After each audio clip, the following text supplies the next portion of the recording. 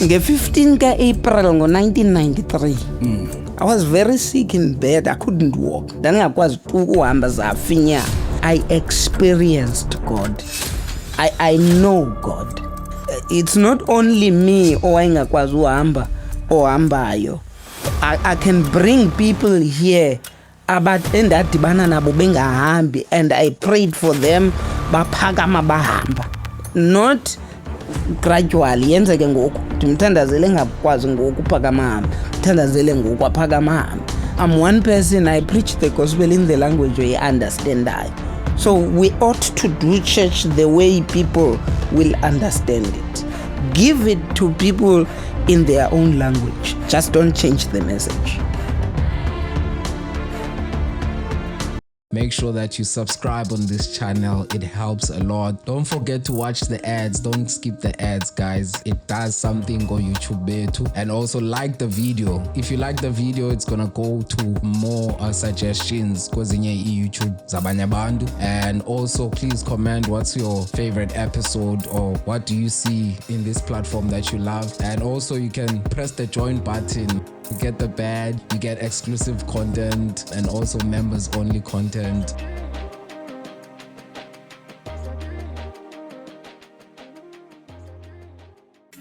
Usakala nganeno ngoba ufuna ukuphoswa ilento usikuphathela okuhle kodwa ngena. Molweni babukele emakhaya. Welcome to New Wave Podcast, where we've got stories that are inspirational, educational, and conversational. Nihleli noNdobeko Khwanga aka DJ Budget. Andihambi ndedwa namhlanje, ndihamba noTamtheza. Molo Tamtheza. Molo Tabach. Kunjani namhlanje? Yaphila mana Khondo, kunjani? Sikhona man, sikhona. Bramtheza. Unomlomo nje unetyala. Khawuxelela abaphulaphuli mana emakhaya ukuthi uBramtheza ngubani, esukaphi? Alright, uMtheza ligama lami. Ugengele ifani yami. Ndizalelwe pha eDikeni Alice kwilali yaseMakhuzeni. Kodwa ndihlala pha eMonti, East London. Sekuyiminyaka emininzi nokundlala pha. Ndazalelwa ke pha eDikeni. Umama ngwakwangemntu. Nzalelwa kulali yaseMakhuzeni. Utata ke babesuka ngapha kwilali engasekhoyo kuthiwa kwaFula. But andiyazi ke badibana khona, kodwa they ended up settling pha eAlice. So babetshatile, but kumama utata wahamba wayophangela eGauteng. So isikakhulu nikhuliswe ngumama single handedly, kodwa kutata ehlala vele. So noko engengomntu ukhaphakileyo, sasike ndibe ngandibumliba lapha ebusweni. Kodwa ke kucetha iminyaka khaphinda athi gqi.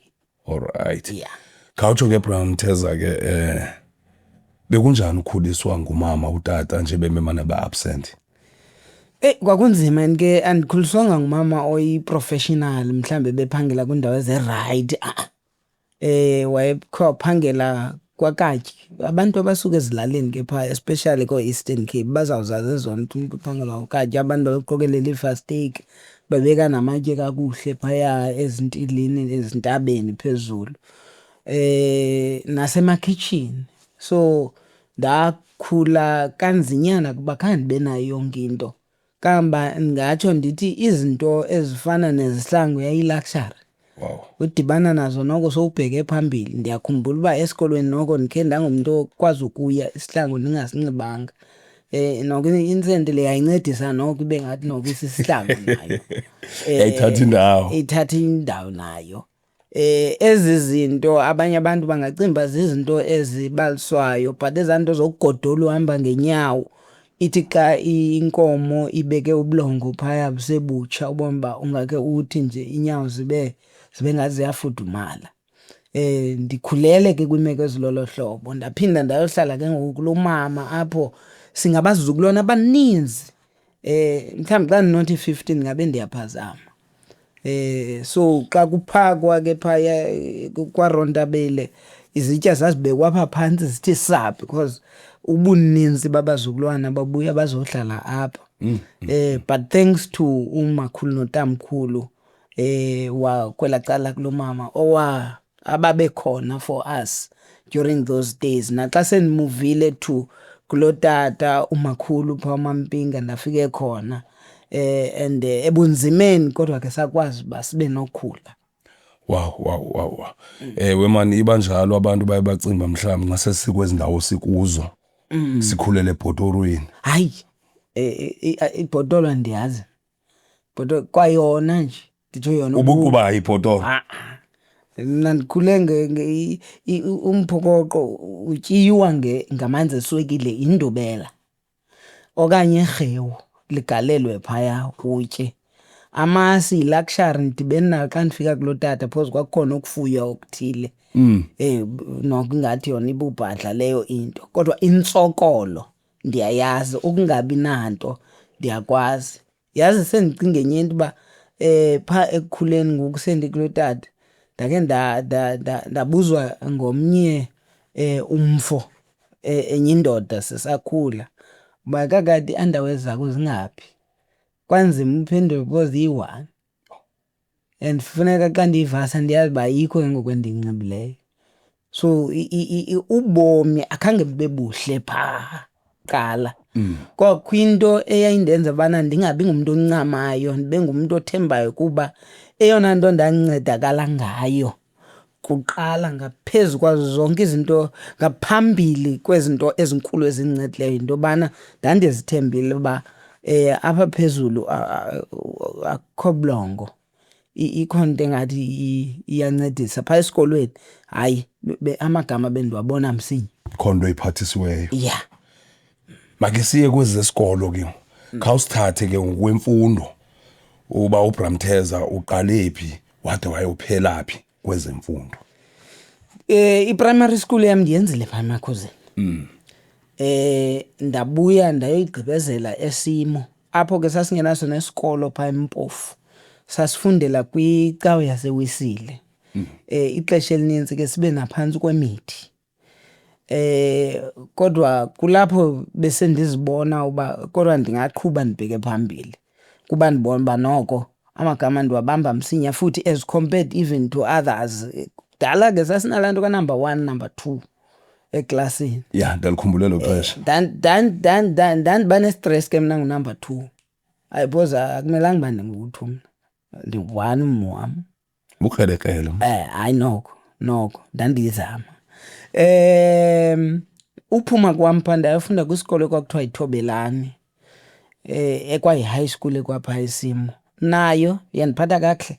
Hayi yandiphatha kakuhle till ndade ndayogqibezela. Unfortunately zandikwazi uyofunda kwezi zikolo kubhatalwa kakhulu kuzo ngenxa yemeko. Ndiyigqibezele imatriki ndise-Inyebiba High School phaa eBhofolo. Esi sikolo ke at that time sasidume ngothanda itoyitoyi kungapaswa kakuhle ncam. The result kwakukhona ukoyikisela ukuthi singangapasi. There was this friend of mine kwakuthiwa nguFavor esasifunda sonke kujongwe ube yeyi bayopasa njani abantu. But savele saphuma ingathi sipase kwesinye isikolo phaya ebunzimeni nezo toyitoyi zikhona usifunda ootishara bengekho. We took decisions nathi uba okay apha kwi-subjects xa ingekho lo maths masongeze ii-bips because ii-bips sizakwazi uyipushana ngokwethu sizifundise. Sacela omnye utishara ongumzalwane banaye makabe some kind of a tutor kuthi because we wanted to pass. Ndayipasa imatriki phaa eNyebiba ndaphinda ndaqoma makhe ndiphinde kuba andifumenanga basari or isikolo ndaphinda ndoyifunda futhi ndayipasa ngcono emveni koko. By that time ndenza imatriki ndiphangela eTotal apha ebusuku egarage ndithi ipetrol phaa eBhofolo. Emini ndibuya ndibe sesikolweni. Yho. Ukwenzela uba kube khona into eyenzekayo ndizokwazi uba ze ndinxibe ndizokwazi uba ze nditye but ke ndihlala kwadadobawo. Uphuma kwam phaya kulo wesibini unyaka ndathi ndisethela umsebenzi ke xa ndiwenza ke ndiye ndithanda uwenzisisa.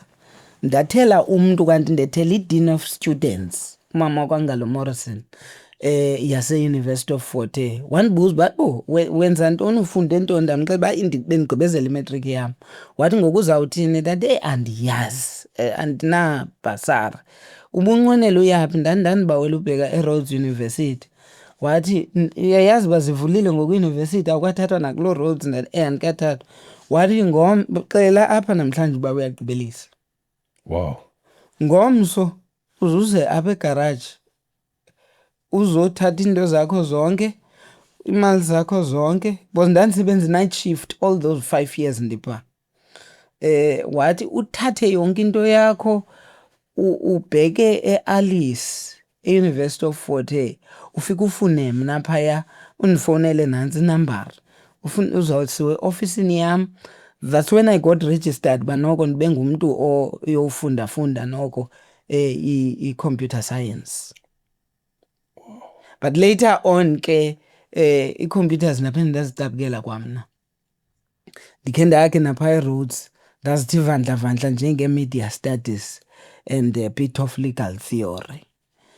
But emvani koko ke ngoku ndayophangelela isebe lakwa Department of Land Affairs. But in between ke kukhona ke no World Vision South Africa endikhe ndagqitha ndivolontiya ixesha elincinci ndaphinda ndaya nakwa Department of Education napha ndavolontiya into esondeleyo phaa kunyaka till ndabe ndiqeshwa kwa Department of Land Affairs ndaqala phaa nge-1st kaMay 2007. I think zabe ndigqiba 20 years phaya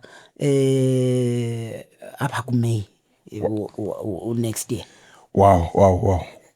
Samnandi is a story, man. Hey, humble beginnings. Humble beginnings. Bramteza. Nizinto zakubuza zona. Kodwa ke masiqala apha.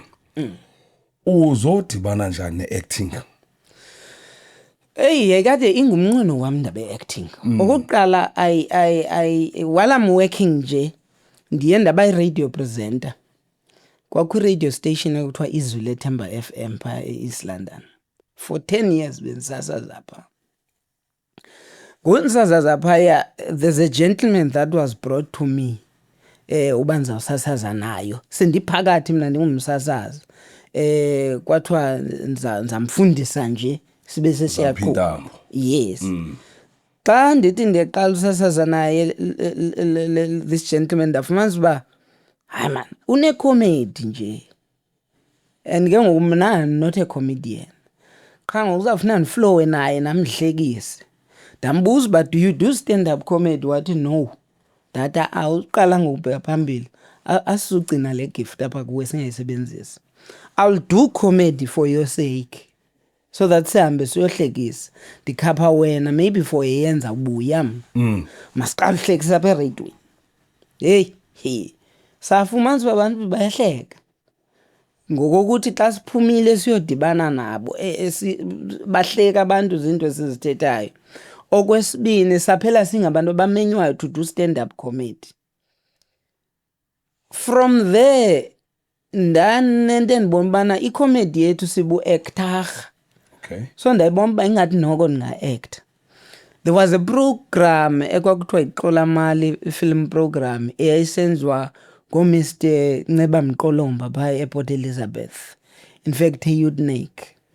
So ba-advertise ukuthi they are casting for i-short films eziyi-3. One of them yayisithi Imimoya. It was about umfundisi onomfazi oligqirha. So ndaya phaa avele ndasuka eMonti ndabheka eTinarha ndathi ndizo-audition ndibe ndingaqange ndiye nakwinto edibene noba ndingatreyinwa or something.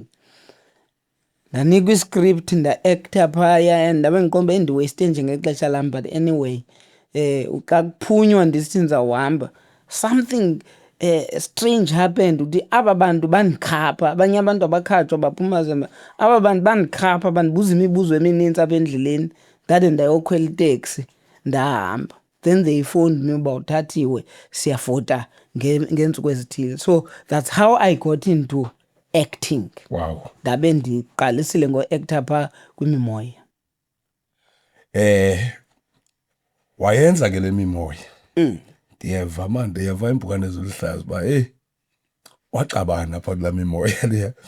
Kuthiwa waxabana nombhali uba ndiva kakuhle wale mimoya. Waxa uba kukho apho ungathandi khona and kuthiwa lento yilento yakukhokhela ekubhaleni kakusiphethe istory sithini ezi story ke siphuma pha kuwe ndingatsho ndithi ayongqabano yayingxoxo ingxoxo okay yayingxoxo because ingxaki yam ndandingekakwazi ukohlula phakathi kwento yobana ndilikholwa naleyo bana apha ke uzo-actor awuzange uzokholwa and apha irole endinikuyo yobufundisi and it's key apha kwesi story qha apha njengoba kengoku sithiwa ngumfundisi onomfazi oligqirha phaa phambili xa siphela uphela ewina apha in some way ngokweligqirhakazi because istory asipheli ngomthandazo siphela ngempepho so I started challenging but no man siphela wrong wesi story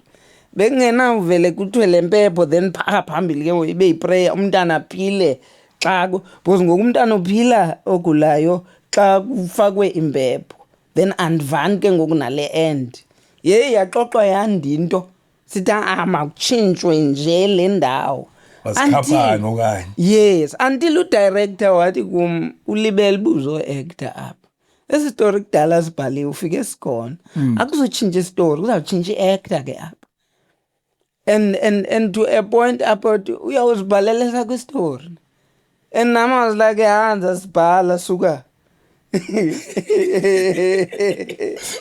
wasigqiba uzosibhala natasuka ndizosibhala suka kwathini nda-acta ndanyamezela nda-acta phaa ndasigqibe siya iscript uphuma kwam phaya kwangena i-COVID ngo-2020 kwathiwa simile uphangela ndahlala 3 days and 3 nights ndibhala iscript ndimane ndijonga nakwi-internet sibhalwa njani iscript sithwani usigqiba kwam kwakho i-workshop ye-screenwriters xa ndiyoyi-attenda it's exactly laa nto bendiyenza that script singu-30 minutes I didn't start with the short shorts ndabhala a short film of 30 minutes and that script has been used kwi-workshops so that's how I got into writing ndabuya mva to write small ones ke ngoku or short shorts nje endihambe nje ndiphise ngaba ndingasi-actor phaya nesifort nethini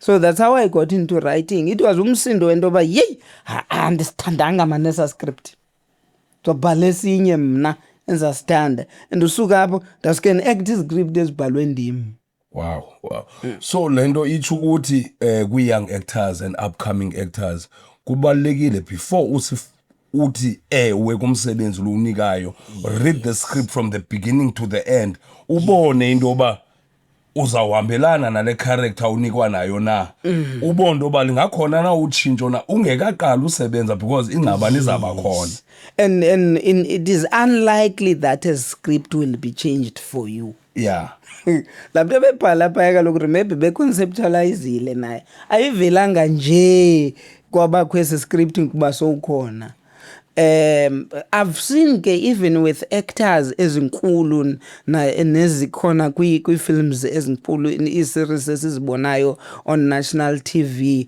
and talked to some of them ndafumanisa uba some of them they've actually refused roles that were against their life principles all right so it's up to umntu sometimes ungaziteki ii-principles zakho because uzayimela banondiya-acta pha but if ungumntu that is saying andifuni kwa uhambisa imessage engeyo yam against my principles then it's good as an actor to say mandiyibombe ithini yonke le nto qala izawuphela phi ayizufuna ndenza izinto ekunothwa xa inomantshwa phayana ipisi yayo nje iclip ithi ndizawuthetha into ebhadlileyo ngenye imini kuqale kudlalwe yona kuthiwe soyeka so zizinto ekufuneka uziqwalasele as an actor yezo wow yanhle le advice because nyani kuyenzeka kuthathwe nje clip out of i-concept ethetha nje nebhanqekileyo kube kuvele ubuso bakho yes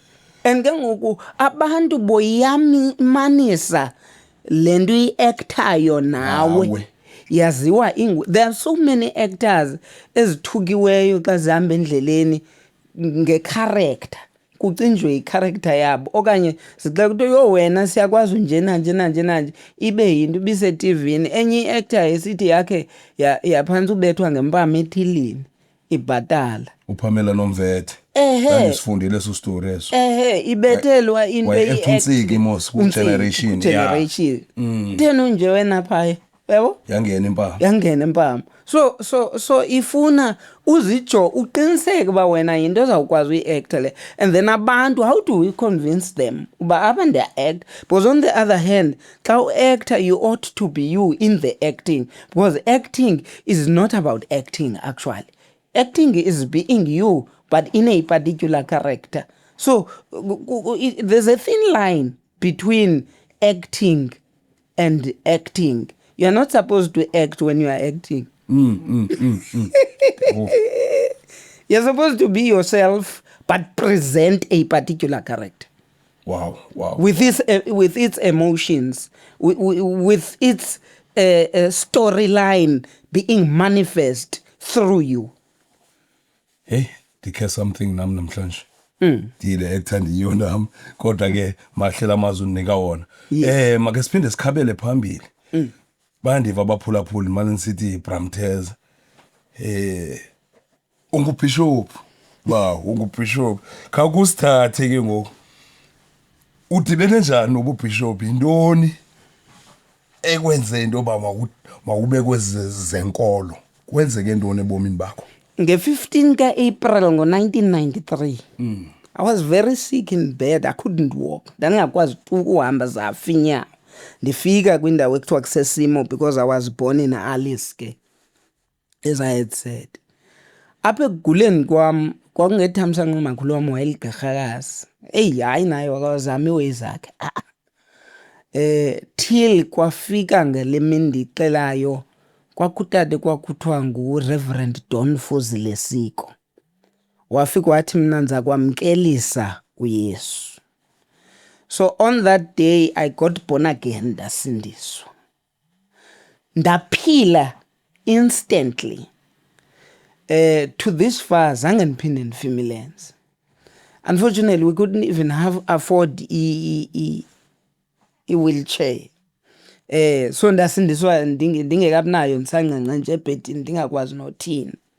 So ndikhule ke ngokukhonza from the age of 11 until I became umuntu oyibonayo balukhona ubizo apha kum. Started preaching all over quite an early age. Then kwiminyaka ke eseyiminintsi egqithileyo noba more than 15 20 now.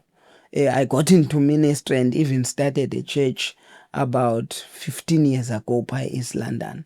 So he spread across ke ngoku nakocala in the Transkei. So I'm overseeing that church. My calling is that of an apostle. So at times you will hear kusithiwa Apostle Mtheza Gengele isendim ngothuke. Yabona le nto yokuba ngumfundisi usually abanye bayifumana ngobheka Bible college or university bagraduate. To me it has nothing to do with having studied for it. It has nothing to do with church. I experienced God. I know God. And I still experience God every day. It's not only me owayengakwazi uhamba ohambayo. I can bring people here endadibana nabo bengahambi and I prayed for them baphakama bahamba. Not gradually yenzeke ngoku ndimthandazele ngakwazi ngoku uphakama hamba mthandazele ngoku aphakama hamba. That's when usazana noThixo. A lot of people in Africa and abroad, they know church and they don't know the owner. I met the owner and I have a relationship with God, the owner of the church. And that's why I don't play around. I'm very serious. I may be a bit of a different mfundisi in the sense that I understand kakhulu jargons of church. I'm one person, I preach the gospel in the language where I understand. uba ungumjida funeka ndiyazi uba zawuthetha isijida naba hayi church ali-grand bral ngakubheyila lam time yabo Sure. yeah uba uthetha language yasetrongweni ndayiguglisha brand ayithetha uyaqona uba ungutata but ndiyaboma ubrajo wasekasi funa ndikwazi ukuthi kusetime ndingabe tata ubani ba you see most of ezinto sizibonayo in church they are our design, it's not what God wanted. Wow. So we ought to do church the way people will understand it. Give it to people in their own language. Just don't change the message. That's me. Ndiyakuva. Hey, sininzi manje nduze ezayo ndiyazi noba ixesha lawo sawunela kodwa sawumane sisika. Wadibana phi nobu motivational speaking nobu MC? Kakundithathe man ngawe man kakutyatyadule nje uzihambele. Yabona once uhlangane noThixo enye into ke mhlambi let me start from here. There's a scripture in the Bible ethi I can do all things through Christ who strengthens me. So I'm one person who's actually tried everything. As a preacher, some people would see that there is motivation in the preaching as much as the gospel endiyishumayelayo iphelele ixelele bana kufuneka uthathe uYesu but uba umthatha umgwebo ukhona nawo ukulindile kwelacala so khethe yakho. Now when I speak some people would identify that angasimotivate lo muntu so ndamane ndimenywa to give motivation to students ezikolweni until I got sometimes invited to do team buildings emisebenzini kwi-teams ndiyomotivate nabasebenzi kwi-departments and organizations and even churches and everywhere else where there is people until they also became shows where I would be joining in motivational shows. And some would then identify by lo muntu angakwazi uba ngu-MC. A program direct ndaqalwa nasemingcwabeni nasemitshatweni so I would go and do it ndicime fana uba mna nje ndiyazamazamela but ndifanisa uba ndiphuma kusithiwa yo saqala umbono omsenjeni kukho nala element ke ngokuyohlekisa ndimane ndikwazi uyitha esa stand up simane sibuya sipakanyelana ke ngokwezanto zikhupha iproduct engathi ifuna uthandeka nansi into yabangela uba ndikwazi ukwenza ke zonke izinto ke ngoku. Wow. Hey, simnandi isistory sakho. Yima ke bro Mtheza, sibalisa konke okuhle. Kodwa ke kufike la thuba uqomba, kodwa bazange niyithathe le route. Bazange ndingene kule ikona.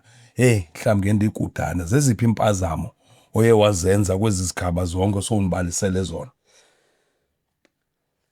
Yabona zikhona in fact kuzo zonke there's always things ezitsarhaya. In ebusasazini there are many things I met izinto ebendiye ndifanele uba hayi naleyo kwaziwa ngabantu kakhulu phela ikudibanisa nabantu uthi ungabazi noba ngabarongo cime ngabaphulaphuli kanti abanye baza kophulaphula kwalapha kwaba baza kuphulaphula abanye baza kophulaphula so ngikhe ndadibana nabo nabaphulaphula bophulaphulayo i-comedy umzekelo even though ezinye zingezo zinto mhlawumbe ndizawuthi zandiqwabaza mpela but laa ndithi uyibona uba no it's messing up something for future.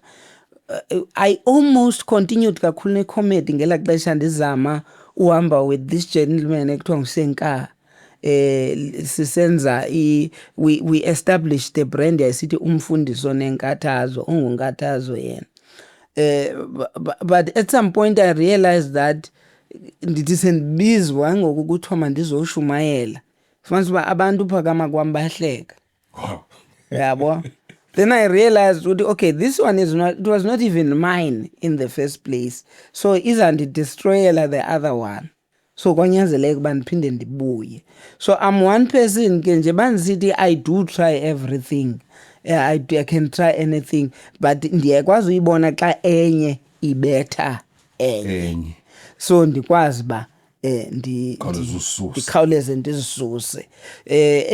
Ezinye izinto mhlawumbe endinotsho ndithi zizi-mistakes bendiye ndithi ndisanyathela ndiyibona uba izandimosha phaya. Into encedayo ke akufunekanga ivision yakho ujonge phambi kwamadolo, ndijonga ndithi phaa phambili. Uba uthi masihambe soyi-2 funeka ndiyijonge uba uzandibetha ndawoni phaa phambili, ndingakhawulezi ndivume uba sihamba kunye. So a lot of those zii-mistakes nje ezincinci ezifana nento yoba ndiyibone uba le ke ngoku indibulalela into emajor, ndikhawuleze ndibuye umva. Wow. Hayi ke ndiyakuva. Before ndigqithe kulomba we-arts ne-entertainment esithetha ngayo, kukho indaba mane ndike ndazifunda ndabukela ke nevidwanyana. Sinengxaki mani, nam ndangike ndakuyo loo ngxaki leyo ye-exploitation. Yongena kwi-industry siqhathwe singzi-actors behind the scenes, ufumaniseke uba yeyi abaziyo bayayiphungula le mali. Sikhona isitori esike saphuma apha sekhayeli Chakwaya esibuhlungu, nami engqoma ndiyarelate naso. Ngawaphi mhlawumbe amazwi onowanika man as artists esikhulayo bangayibale kanjani exploitation ngokombono wakho? You see, exploitation, it happens within a contract. It doesn't happen outside a contract. You get exploited because you have signed something. Umuntu ongasayinanga nto naye akakwazi ukuku-exploit. What I usually say is that you can't avoid it completely, especially xa usaqala uyenza into yakho. But when you sign a contract, sign a very limited contract ozawukwazi bana i-exit yakho ibe beautiful and ibe soon enough after ufumene yonke le nto ubuyifuna. All right. Don't commit yourself to somebody else's vision for the rest of your life. Yiba ne-exit plan at the entrance. Ubana funeka ndifunde into ethile, I'll be exploited here. Yes, exploit me, I will learn from the exploitation. But funeka ndikhawuleze ndiphume on the other side quickly. And uphuma kwam plan uzazimela njani. Yonke into emhlabeni ifuna loo nto uba ambozi-exploitisa only for a little while. Kugqithwa pha. And now I've heard many people bathi, hey, i-artists zase-Eastern Cape bahambe baye eJoburg bayoze-exploit qalwe eJoburg uba kuyaqaleka eJoburg. Until there are people here abanoku-exploit ulapha nalapha. Uba ndizawungena phantsi kwakho or whoever kuloo art ethile endiyenzayo, I will still be exploited by somebody from the Eastern Cape. So funeka ndiyazi qha ubana for how long, ukwenzela ubana ndibe neplan bana xa ugqibile undi-exploita ndiyokwenza ntoni for myself. But during the exploitation season, I must learn something. Ndizokha. Ndizokha ndizolani kuqala esikolweni kaloku. Take that season as an education season and a training season. Xa uphuma kwelaa cala zimele. And ke ngoku even those abaphuma apha baye eRhawutini, not all of them ba wrong. If kukhona indlela yoba ungafunda ugqibe apha because bakhona abantu, do so. But if iseRhawutini le nto ifunayo, hambi eRhawutini, hlala ithuba elincinci uzigade kodwa uba zingakubulali ezi zinto, zingakutshintshi ezi zinto uzazi-experience phaya, but come back soon, come and work here. Singahambi siyohlala eRhawutini bese singabuyi kungabikho nto eyenzekayo in our provinces. No, hayi avakele mahle kakhulu. Unendlebe nje unetyala. Bishop wam, mandithi Bishop mandiphume ngoku sowundixelela ubungubishop. Bishop wam ndithe ndojonga manxa ndijonga le bio yakho ndafumanisa uba ukweza umhlaba. Khawusicacisele wenza ntoni kwiinto ezidibene nomhlaba lo sikwingxaka yawo apha eSouth Africa? Unyanisile uba umhlaba ngumcimbi obucedu namanzi ungena nzulu. Njengoba benditshilo ubana nge-1st kaMeyi 2007 I joined the then Department of Land Affairs. At some point yaba ngeyi-Department of Rural Development and Land Reform. at some point yaba Department of Agriculture and Land Reform and Rural Development, but ngoku Department of Land Reform and Rural Development. Angikhange ndihambe mna ndiyosebenzela enye indawo okokoko ndiphakutshintsha yona ndipha kuyo. Currently umsebenzi wami phaya kuphendula abantu ababhalele edepartment noba bafake izicelo okanye izikhalazo okanye imibuzo. Ndidla ngokuthi ke nezincomo ngokuzingakhe zibekho ngoba bekumele uba khe kubekho nezincomo. Zininzi challenges abantu abazifumanayo with relations to umhlaba, because umhlaba into eyayiyethu bantu bamnyama saphuncukana nayo okanye saphulukana nayo. So in trying to get land back to the hands zabantu abamnyama manintsi amagingxigingxi, bunintsi ubunzima, and abantu abaninzi basoloko benemibuzo, basoloko befuna ukuqonda uba mabenze njani na. Mna ndaye ndakhetha ke ukuba kwi-office egadene nobana abantu babe bancedakele baphendulekile, bengazuncedwa ndim kodwa the relevant units phaa kulaa department ndiyiphangelayo ibancede, khamna ndi-coordinate that indeed bayancedakala. Alright. Wow. Hayi ke niyazivela. Zithini ke i-future plans zakho? Khawusiphe nje i-future plans zakho. Ulento uBishop uBramtheza. Andikwazi uphuma apha kuBramtheza. Ndiyalithanda likaBramtheza. Yes, yeah. Yes. Zintoni into abanozilindela ke kuabantu from now on ubheka phambili mhlawumbe usithela nje evikli okwazi uzikhwaza? Mhlawumbe mandithi church wise, career wise, and then arts wise. Yes. Church wise, I'm a church planter, I'm a church starter. Kwasekapa, I want to come and start a church. All right. All the provinces of South Africa and even beyond South Africa. By the way, I have traveled to other countries preaching. I've been to at least 7 or 8 countries up in Africa. The East African countries in Zambia zonke, preaching the gospel, especially pango 2011. So I do gwara, I do revivals. I travel a lot, especially in the Eastern Cape. Then in terms of umsebenzi lona, I'm a student currently with one of the universities in South Africa, doing development studies. Remember, I'm in the Department of Rural Development and Land Reform. So ndiyazikhulisa kwelidala le development, in particular rural development. Then arts-wise, I remain a writer. I can act if an opportunity comes, but sendi-enjoy kakhulu into yobhala.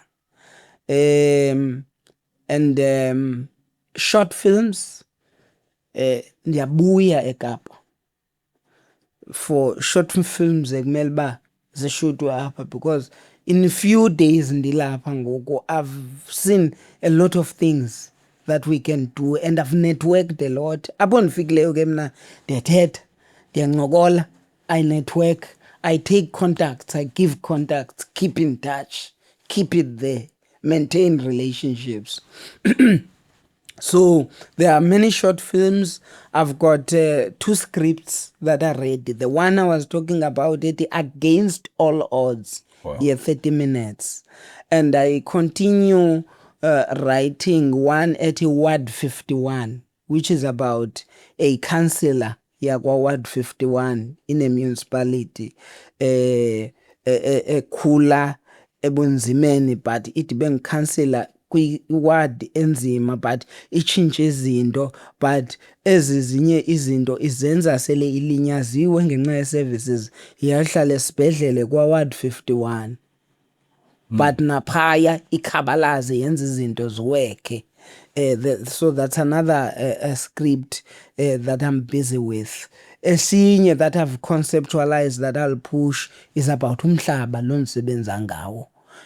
Taking a story sangapha kwindawo kuthiwa kuse Lady Frey endingazungena nzulu ke kuso. Right. So there is a lot that is coming, and nokuthi ke sometimes you will see me being MC in events, sometimes uzandibona kwindawo ezingathi umfundisi akanaba kuzo, because noma ngingabizwa ebharini kuthiwe izothetha okanye izo-EMSA ndiyangena. At the end of the day, there is a message that I will share to those people. So you'll see me around. Watch the space. Wow. Okay, awungenanga deep kakhulu apha emhlabeni. Lo mhlaba uwenzani kanye xa unocacisela abantu? Isebe eli lona ndisebenza kulo line mandate yothatha umhlaba. Remember umhlaba wathatha kakhulu kubantu abamnyama ukufika kwabantu abamhlophe. So imandate yalo isebe is to buy that land and give access abantu abamnyama bakwazi ukusebenzisa. And nokuthi ke kukhuselwe i-rights, because abanye basemhlabeni mhlambi kwiifama ngoku zabantu abamhlophe funeka kukhuselwe eza rights zabo. And the third leg kukuthi abanye bawuxuthelwa umhlaba then abana bakwazi bazawufumana kodwa bayakwazi babanxephezelwe laa nto kuthiwa kubuyekezwa, ibizwa uba i-restitution. Abanye bathi kuse-land claims kulaa ndawo yenziwa kuyo, which is more of yayikade i-commission inako ukuzimela laa office. So abantu i-enquiries that come to me relate to that, but kwinto endiyi-enjoya kakhulu ngoku ukuthi kukhona le mihlaba yathathwa ezilalini. Umzekelo, if you check as a stream of villages, I mean of small towns phaa koomaTranskei ezifana no-Lady Ngcobo, uyawufumanisa ubana kwakungekho zitowns phaa, yayingumhlaba wabantu, but owathathwayo kwenziwa idolophu. Fike kusithiwa ngu-Erf1 idolophu le.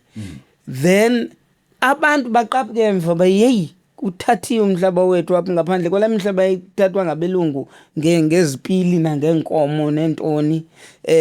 Kuthathwe umhlaba wethu apha even nangurhulumente wangelo xesha.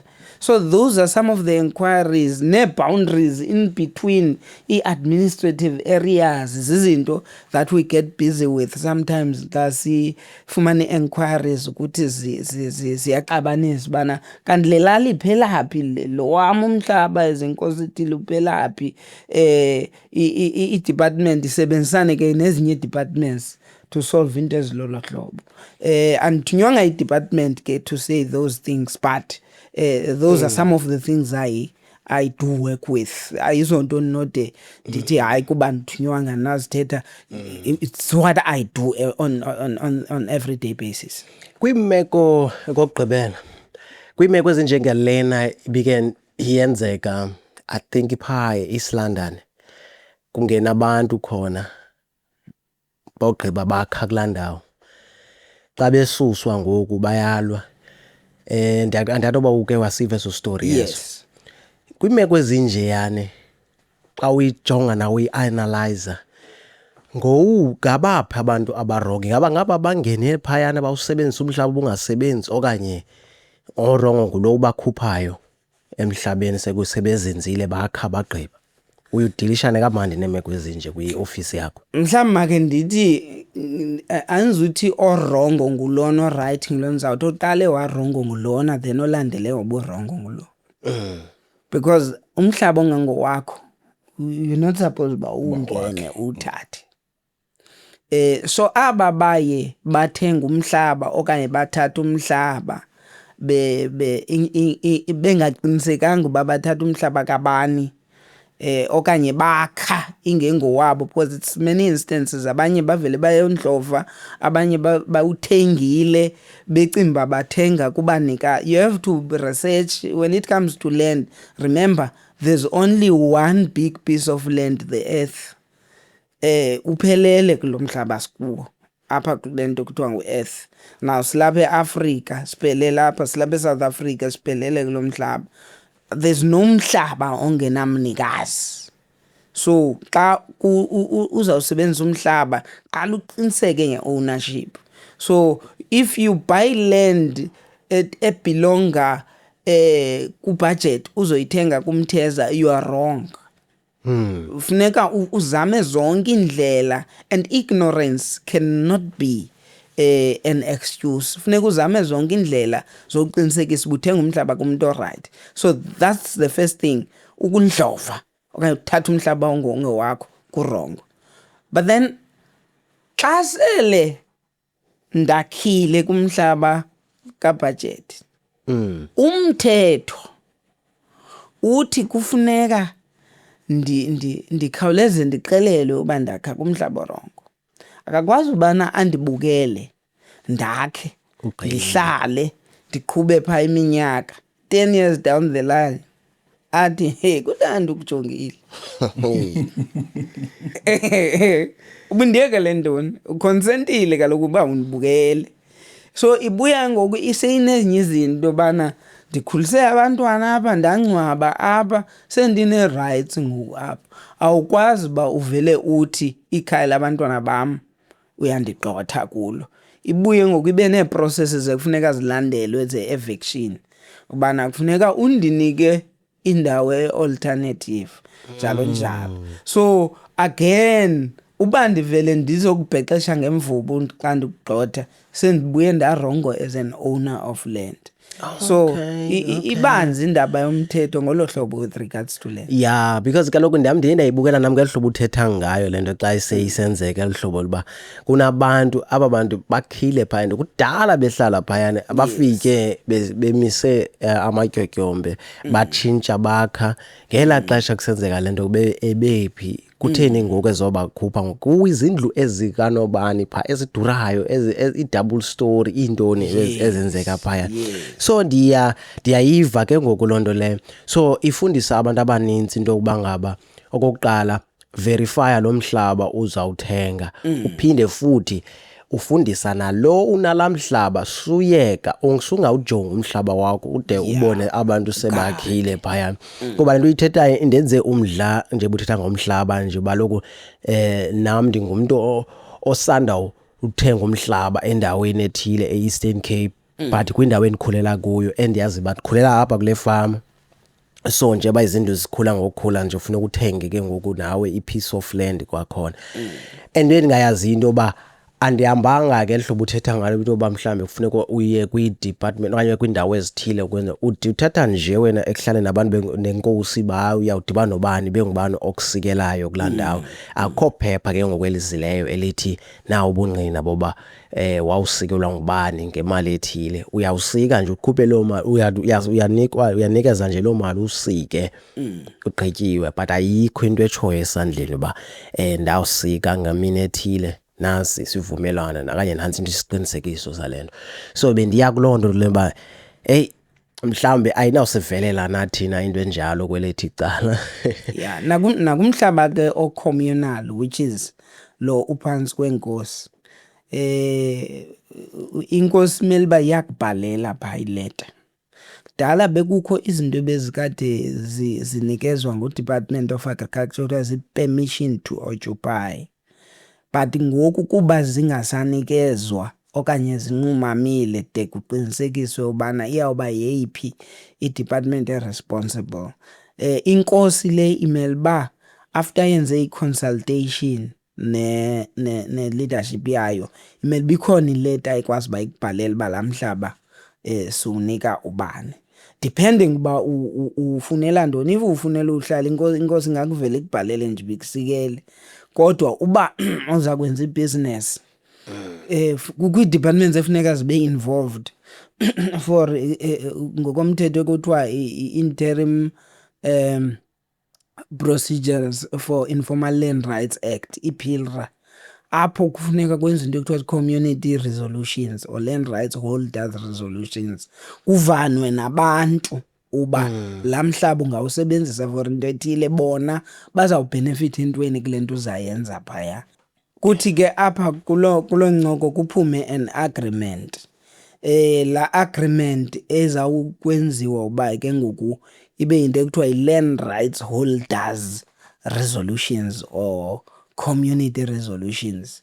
Yile ke ngoku ekwenza ube unelungelo lo usebenzisa lo mhlaba unephepha elilapha kuwe elisayiniweyo zezi stakeholders zonke as government departments including inkosi Hayi ke ndikuvile ke engxaki nami senqoma ndifuna uzilungiselela kwinto ezinjalo kodwa ke sineminyaka ke thina sihlala kulaa ndawo ba kaloku siyakhulela kulaa ndawo kodwa yeyifama yomlungu lowo wakudala kwasheka thina kulaa ndawo then ke ngoku ngokuhamba kwexesha ke ngoku kwafanele basinyukele ngaphesheya kwindawo ekufitshane nendlela ke ngoku then abantu banomdla ke ngoku kusizanda ke ngoku izinto zazininzi kodwa ke naxa ufuna indawo yiwo dibane ke nesibonda sakhona sikusikele kanjalo nakanjalo qha bendisoyika into ezinjalo bakanawubuya nalamlungu na abuye athi ufuna indawo yakhe kodwa ke sesineminyaka kodwa shem i-forefathers zethu esingazaziyo zizwe zaqala lamzi landawo leyana kwakho tata bethu kutata njalo njalo.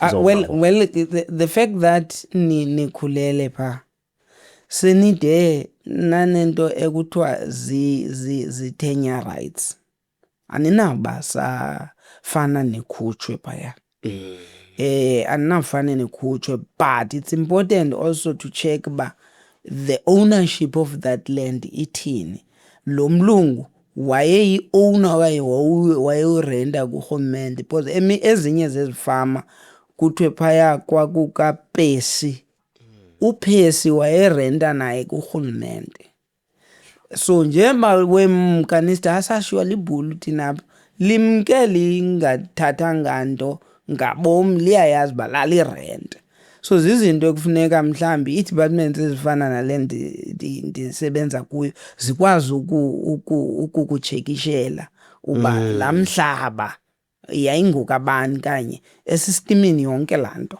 iyavela i-deeds inayo i-title deed if there's a title deed ethetha to i-ownership yala mhlaba so that uzoyazi uba ii-rights zakho zikangakanani and zi-affectwa yintoni nantoni.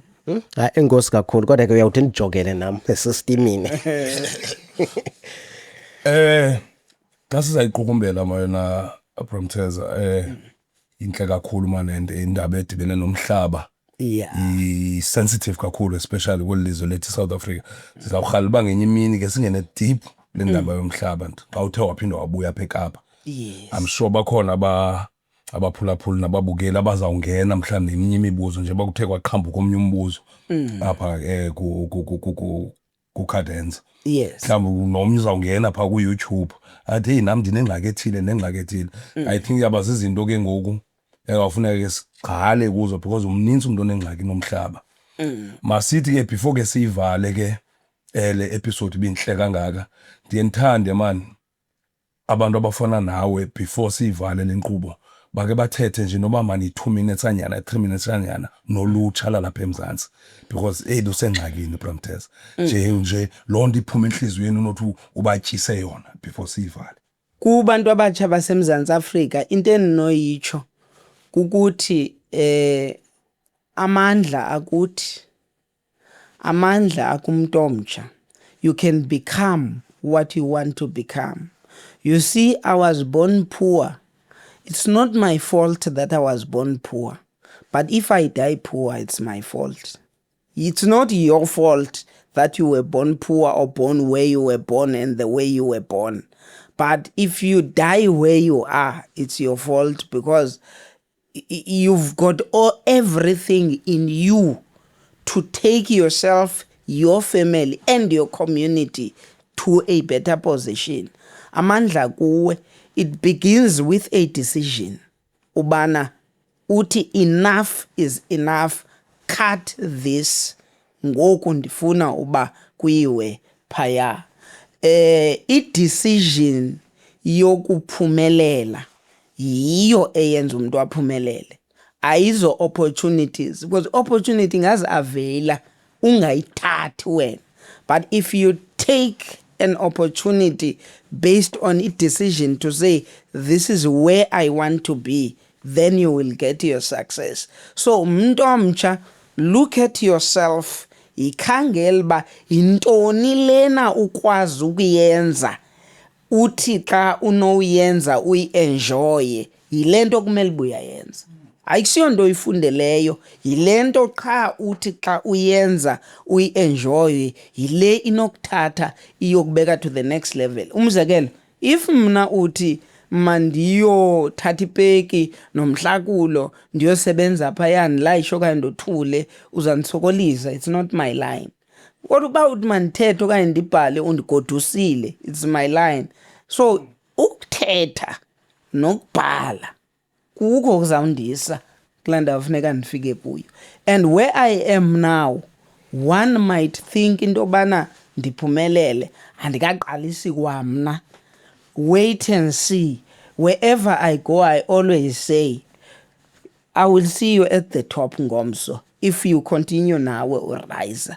Because abanye abantu abandibona ngoku basenocinga bana ndikule ndawo kumele uba ndikuyo, kodwa ndiyenyuka apho ndiyakhona ndiyaphezulu. Uba ndizawufika nini andikayazi, uba ndizawufika njani mhlawumbi ndingangaqiniseki, kodwa into endiqiniseke ngayo, I will not die where I am. I will die at a very higher place. I am going up. The direction is forward and upward. There is no backward. I-agenda ayijongisi ngemva, ijongisa phambili. Noba ke ungacimba zeziphi limitations onazo mntu omtsha, into endinokuqinisekisa yona, it begins with deciding. Le nto iqondayo bana yi-idea okanye yinto ongakwaziyo ukuyenza, move nayo. You will get somewhere and I'll see you at the top. Ndingumntu omtsha and I will see you at the top. Masiye pha. Asiye khona. Hey, hayi masibulele man. Khawuchazele kabaphulaphuli bethu uba ufumaneka phi kwinto ke ezifana ke ne-social media ke ne-contact mhlawumbi onokwazi ugqithise ngayo sibeke siyayiqukumbela ke le episode. Umntu xa efuna uthetha nam angakwazi ukundifumana, mhlawumbi I can only give just 3 things. One, ku-Facebook, in terms of social media, ndingumtheza Gengela Ntshintshi, Mtheza Gengele, Mtheza MTHEZA. Sometimes ndiye ndithi mthe.za. MTHEZA, uGengele GENGELE. Iphelele apho uzandifumana lolo hlobo qha on Facebook. You can inbox, uzawuphenduleka. Nokuphenduleka ngongomso kuzawuphenduleka. Then in terms of iphone, ndinayo iphone iqala ngo-0 74 915 0995 074 915 0995.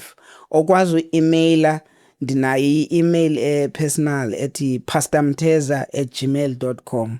pastormtheza@gmail.com. Kufuneka apho ke. Okay. So abantu xa bekufuna ngabantu abazawukufunela izinto ezohlukene, bakufunele inkonzo, baphinde bakufunele into zomhlaba, abaphinde bakufunele into ze-arts.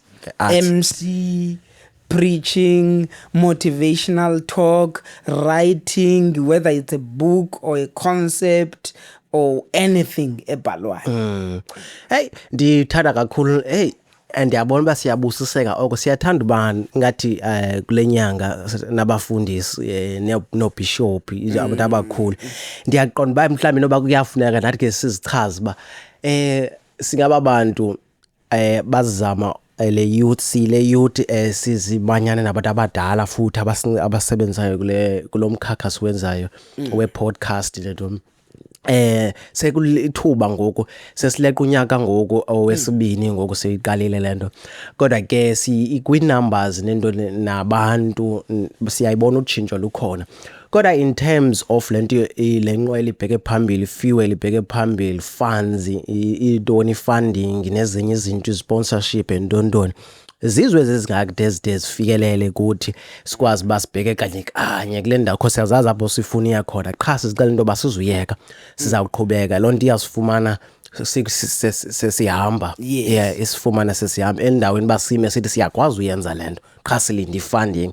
Bese nawucela mhlambe imizuzu kuwe sicela into ba mhlambe mhlambe kusithandazele mhlambe noba mhlambe kungatsho mhlambe ezinye izinto ezibanjiwe ezikhululeke. Baninzi abantu abadla ngokucela uba ndibathandazele, futhi uThixo akazange wandiphoxa. At times, I pray it as a prayer, but at times, I prefer to, as a prophet, prophet kaThixo, declare. It's a form of prayer. It's a prayer of authority to say, makwenzeke ngolu hlobo. But I must say, just by being here, ngoku, obviously there are doors that are opening. That's an experience I know. That's how I know God to be. That apho ndikhoyo uvula iminyango Thixo. Kodwa let me speak a word over a New Wave podcast, over your lives individually, ukuthi uThixo makavule iminyango. Father, egameni lika Jesu, I pray unto you and I declare and I proclaim as a prophet of God that I am here now and your presence is here with me, because you said you will never leave me nor forsake me. I declare upon In Your Wave podcast and all these gentlemen who are here that a blessing shall be upon them from today. Lord, I declare now that doors will open before them. UThixo ke ovula iminyango yezinyithi phambi kwethu. You go before us. Bawo bavule umnyango even for izwi likaThixo nabefundisi bavule umnyango even that kudeclarewe igama lakho kule podcast. Let there be a special blessing upon them, upon their families, and upon In Your Wave podcast in the name of Jesus. I call upon sponsors, not only from South Africa, but from abroad and all the corners of the world. Ukuthi zizoxhasa lo msebenzi. I declare a property that they will use wide enough to accommodate everything they will do. In the name of Jesus, I know it is done. Amen. Amen. Oh, sibulela kakhulu akhonto sawuphinda siyenze ngokusiyogqophe amazwi osinike wona enkuthazo nomthandazo ongaka. Masibulele kakhulu tata, sikunqwenela okuhle, indlela yakho ibenhle nokubuya kwakho uzeKapa ubuye uzosebenza imisebenzi yakhe ibheke phambili. Enkosi, masilibulele lo thuba. Nkosi kakhulu. Thank you. Thank you. Never end. It's inspirational, yeah. Educational, conversational.